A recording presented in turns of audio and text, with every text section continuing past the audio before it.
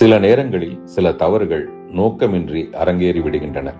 கலாட்டா விருது விழாவில் ராபிட் ஃபயர் போல கேட்கப்பட்ட 20 கேள்விகளுக்கும் சற்றும் யோசிக்காமல் டான் டான் என பதில் சொல்லிக் கொண்டிருக்கையில் த்ரிஷா அவர்களின் போட்டோ திரையில் வந்ததும் என்ன சொல்வது என யோசிக்கையில் குந்தவை குந்தவை என குரல் எழுப்பினர்.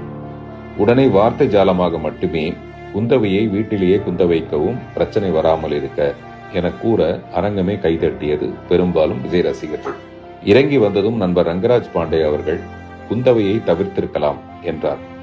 உடனே கலாட்டா அருணா அவர்களிடம் அதை வெளியிட வேண்டாம் என கேட்டுக்கொண்டேன். ஆனால் யாரோ எடுத்த வீடியோ மூலம் அது வெளியாகி சிலருக்கு வருத்தத்தை ஏற்படுத்தி இருக்கிறது என்பதை உணர்ந்து அதற்காக நானும் என் வருத்தத்தை மனப்பூர்வமாக தெரிவித்துக் கொள்கிறேன்.